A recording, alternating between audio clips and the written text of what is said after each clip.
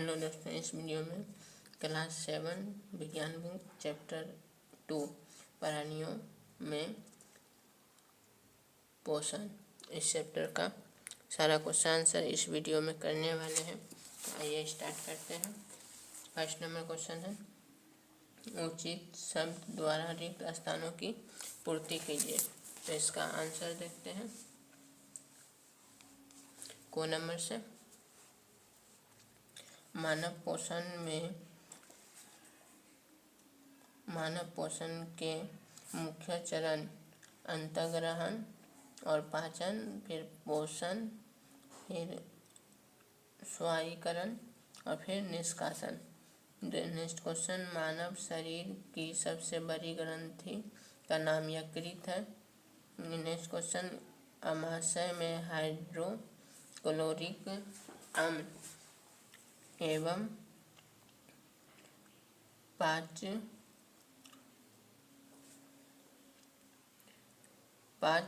पाचक रस, हाइड्रोक्लोरिक अम्ल एवं पाचक रस का स्राव होता है जो भोजन पर क्रिया करते हैं। क्षुद्रांश की आंतरिक भित्ति पर उंगली के समान अनेक प्रवर्धक होते हैं जो दीर्घरोम कहलाते हैं। नेक्स्ट क्वेश्चन, अमीबा अपने भोजन का पाचन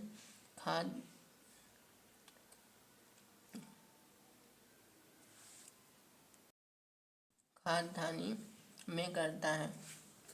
नेक्स्ट क्वेश्चन 2 नंबर, सत्य और असत्य कथनों में चिन्हित कीजिए। मंड का पाचन अमाशय में प्रारंभ होता है। असत्य, जीव लाल ग्रंथि को भोजन के साथ निगलने में सहायता करता है। सत्य, पित्ताशय में पित्त रस वो अस्थायी रूप से भंडारित होता है। सत्य, रूमिनेंट निगली हुई घास को अपने मुख से वापस लेकर धीरे धीरे चबाते रहते हैं। तो सत्य। नेक्स्ट क्वेश्चन 3 नंबर, निम्न में से सही विकल्प पर सही का निशान लगाइए।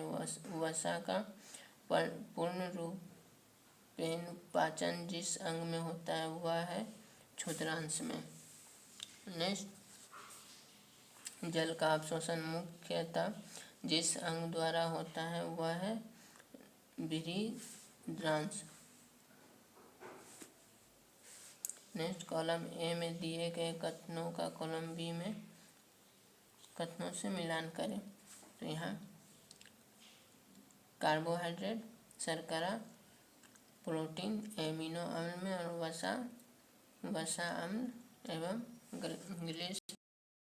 नेक्स्ट क्वेश्चन 5 नंबर, दीर्घ रोम क्या है, वह कहाँ पाए जाते हैं एवं उसके कार्य क्या है। दीर्घ रोम क्षुद्रांश की आंतरिक भित्ति में उंगली जैसी संरचनाएं होती है जिसे रसाकुएं कहते हैं। यह रसाकुर पचे हुए भोजन को अवशोषित करता है। नेक्स्ट क्वेश्चन,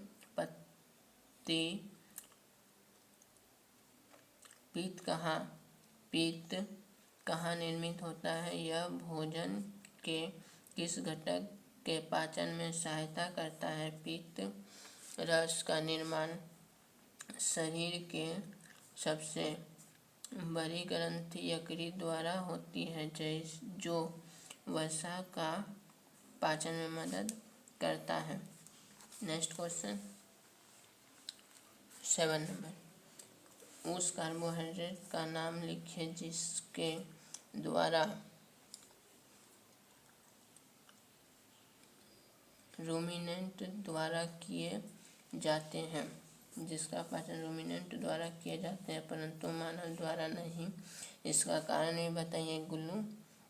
सेलुलोज एक प्रकार का कार्बोहाइड्रेट है जिसे पचने के लिए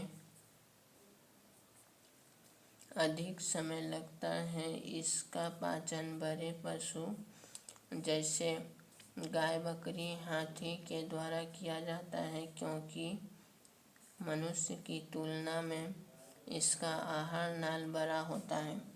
नेक्स्ट क्वेश्चन, आहार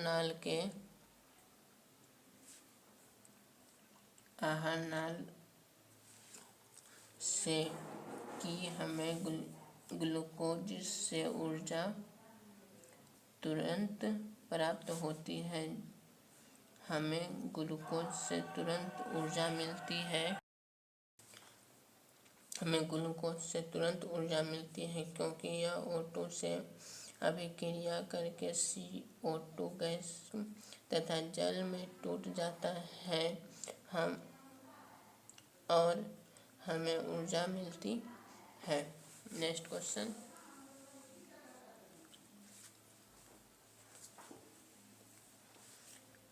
आहार नाल के कौन से भाग द्वारा निम्न क्रियाएं संपादित होती है?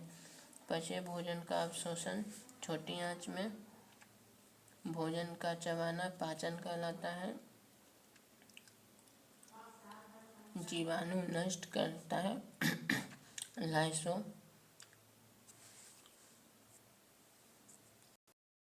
लाइसोजाइम एंजाइम भोजन का संपूर्ण पाचन, छोटी आंच में मल का निर्माण मलाशय में। नेक्स्ट क्वेश्चन 10 नंबर, मानव एवं अमीबा में पोषण की कोई एक समानता एवं एक अंतर लिखिए। समानता, भोजन के पाचन तथा सबसे पर्याप्त ऊर्जा की बुनियादी क्रिया अमीबा के साथ साथ इंसानों में भी समान है। अमीबा में भोजन में पाचन रस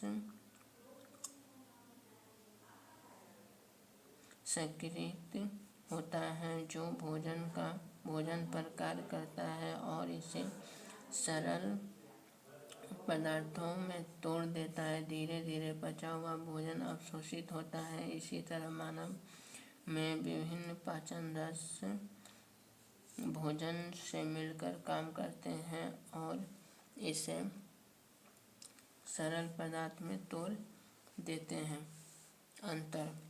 अंतर में अमीबा में भोजन प्रक्रिया सरल होती है जबकि मनुष्य में यह जटिल होता है।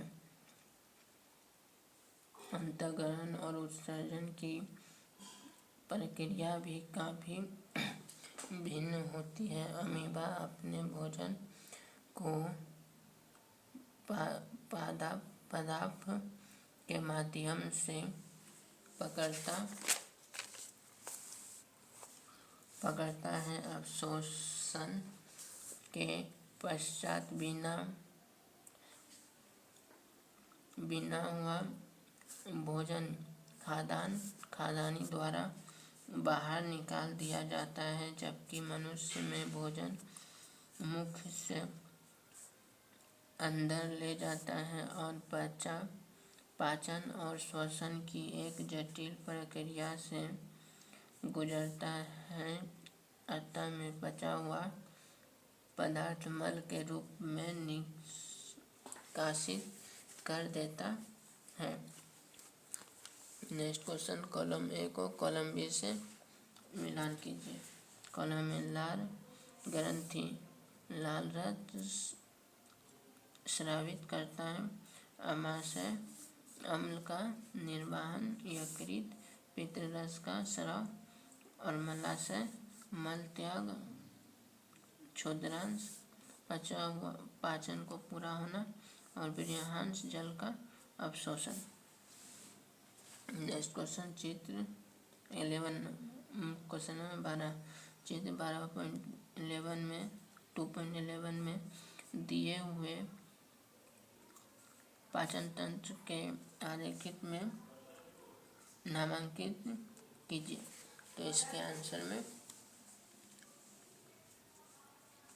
यहाँ पे यकृत है, ये आमाशय, यहाँ पित्त, पित्ताशय और फिर यहाँ पे अग्नाशय, बड़ी आंत, ये अंदर वाला भाग, ये छोटी आंत, यहाँ पे अपेंडिक्स यहाँ छोटा सा होता है और यहाँ मलाशय सबसे नीचे।